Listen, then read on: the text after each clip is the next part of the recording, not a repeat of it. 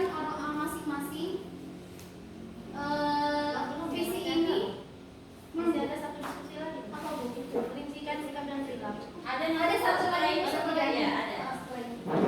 Jadi pembentukan visi ini kan ada di modul 1.2 yaitu peran dan nilai dari guru penggerak. Itu ya enggak?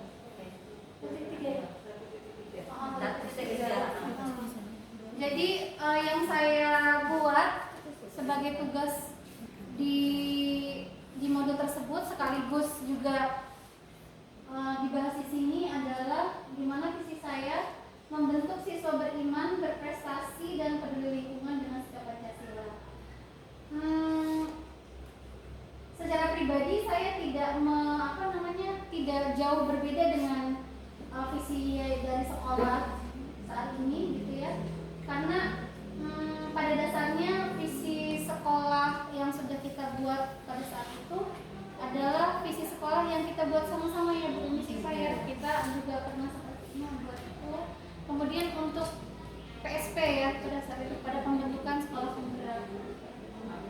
Kemudian prakarsa perubahan yang mendukung visi saya tersebut saya ambil di bagian yang berprestasi.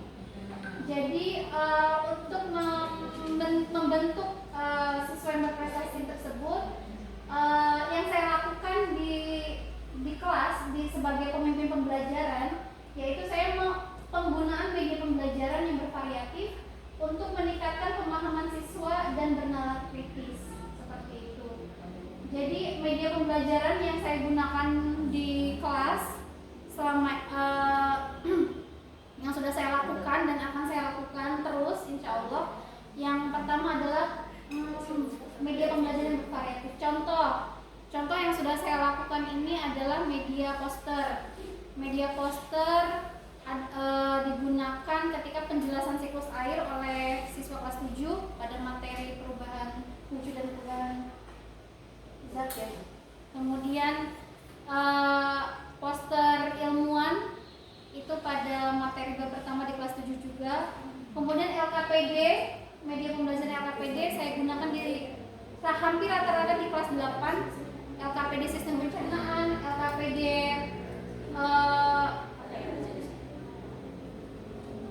sistem pencernaan 2, saya bikin 2. Kemudian media pembelajaran dengan video, jadi anak-anak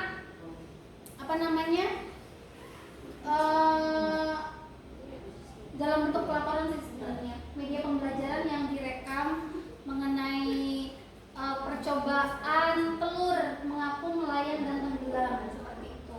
Mungkin itu saja contoh yang saya sampaikan dengan beberapa media pembelajaran yang saya gunakan di oh iya, satu lagi kemarin saya menggunakan aplikasi Quizzes untuk PH mode kertas waktu itu. Jadi anak-anak tidak membawa gadget, tapi saya menyediakan QR ya, kayak iris gitu ya Bu. Kode-kode yang dipegang oleh anak-anak jadi di print seperti itu. Jadi mungkin itu yang saya gunakan. Enggak, yang bikin kodenya dari aplikasinya. Kemudian saya masukkan absensi anak-anak. Jadi mereka memegang kertasnya sesuai dengan absensi mereka masing-masing. Jadi sudah terdeteksi ketika scan hasil jawaban mereka. Mungkin itu yang bisa saya sampaikan untuk prakarsa perubahan yang visi dari saya. Lanjutkan, sekarang saya tutup ya. Jadi dilanjutkan dengan Bu Siska.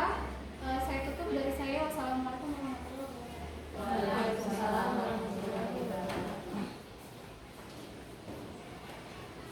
Assalamualaikum warahmatullahi wabarakatuh. Waalaikumsalam warahmatullahi wabarakatuh. Perkenalkan, nama saya Siska Indah Wulandari. Saya CGP Angkatan 9.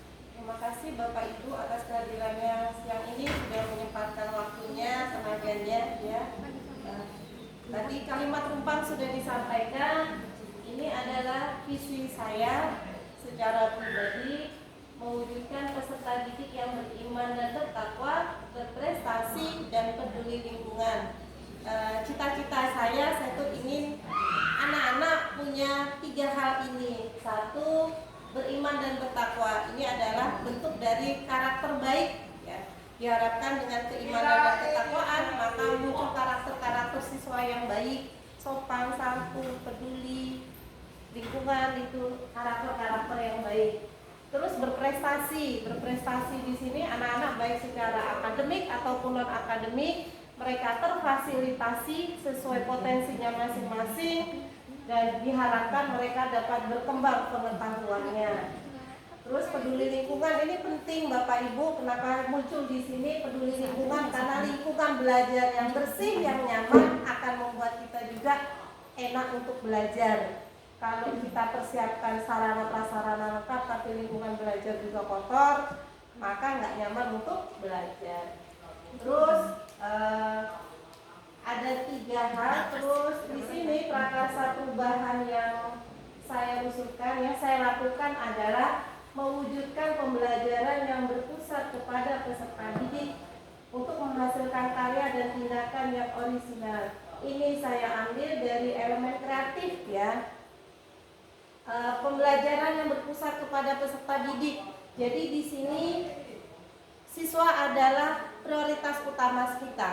Jadi apa yang mereka butuhkan, apa yang mereka inginkan, kita fasilitasi. Biarkan mereka membentuk pengetahuannya sendiri, bukan hanya disuapi dengan materi-materi. Untuk apa? Supaya pengetahuan itu menghasilkan karya atau tindakan.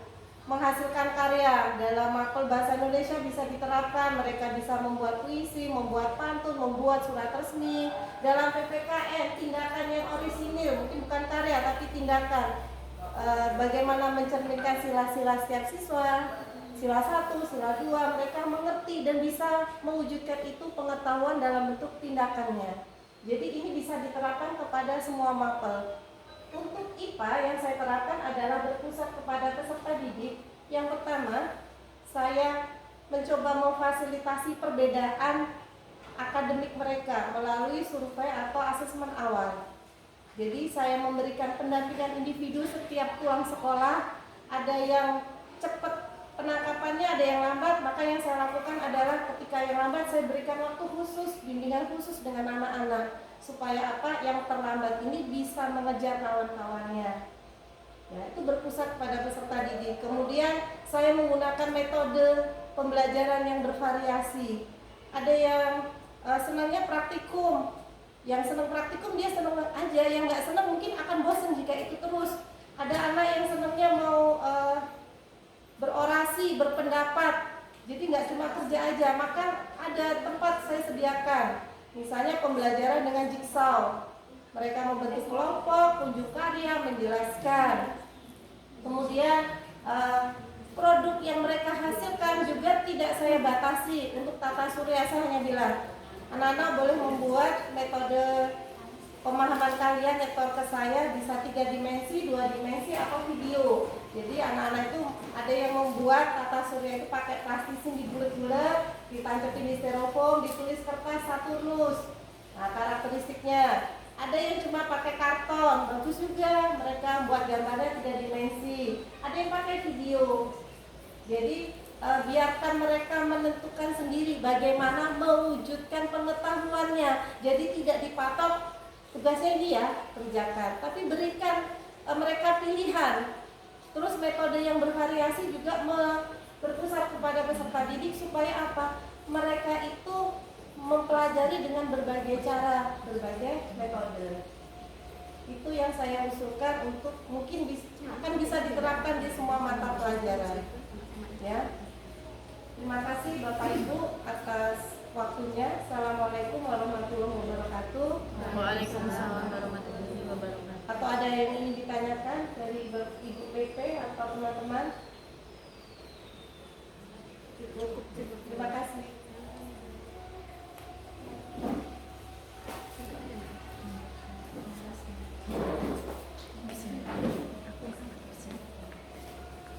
Baik, selanjutnya yaitu visi dan prakarsa perubahan saya sendiri, yaitu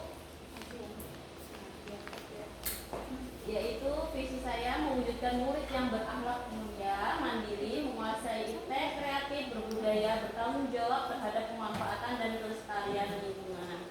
Nah, untuk prakarsa perubahannya sendiri, saya mengambil dari visi saya yaitu menguasai iptek, sehingga prakarsa perubahannya yaitu melaksanakan pembelajaran berbasis teknologi untuk mewujudkan murid yang kreatif dan mandiri.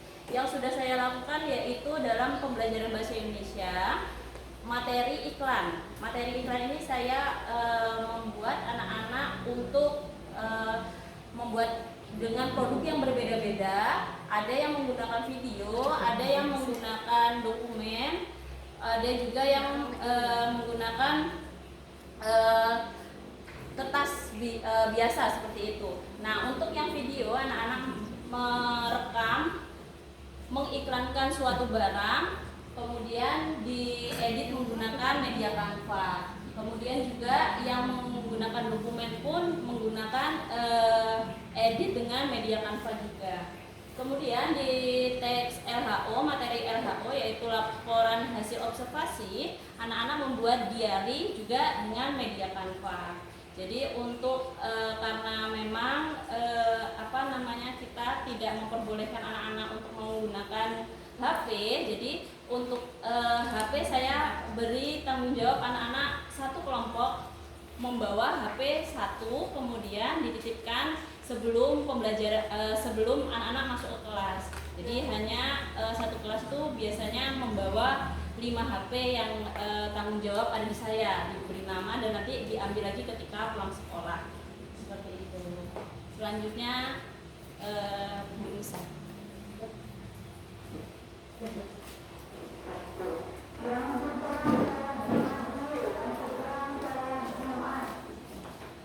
Bapak Ibu, ini visi saya mewujudkan peserta didik yang berakhlak mulia, cinta tanah air dan memiliki kecepatan abad 21, menjawab tantangan global. Kemudian prakarsa saya berfokus pada mewujudkan pembelajaran yang menyenangkan dan meningkatkan minat belajar. Di sini saya menerapkan pembelajaran yang menyenangkan di kelas, itu contohnya dengan menggunakan model pembelajaran TGT, itu tim games turnamen yang menyenangkan anak ya, apalagi PPKN itu kan materinya yang cukup membosankan. Jadi saya mengambil strategi gimana caranya supaya menyenangkan, jadi membuat model pembelajaran menarik. Mereka saya bentuk kelompok, kemudian dibagi menjadi 3 kelompok, mengerjakan soal secara tim, secara bergotong royong, dan hasilnya yang baik itu yang menang. Nah, itu TGT. Nah, ini visi dan prakarsa saya. Selanjutnya yaitu kita masuk kepada mengidentifikasi tentang kekuatan sikap perilaku positif apa yang sudah kita miliki yang ada di sekolah ini, dari kepala sekolah, kemudian guru, peserta didik, dan orang tua. Contohnya misalnya kalau guru itu sudah ramah atau bisa datangnya tepat waktu, tidak terlambat, itu kekuatan positif yang kita miliki, contohnya seperti itu. Kalau misalnya orang tua yang menuntun atau membimbing anaknya dalam belajar, contohnya seperti itu, kekuatan yang sudah dimiliki. Jadi itu sudah ada link Padlet, Bapak Ibu silakan diisi, linknya ada di grup ya Bu? Iya, ada. Kekuatan positif yang sudah Kepala sekolah punya kekuatan positif apa? Guru, peserta didik, orang tua. Silakan isi ya Pak.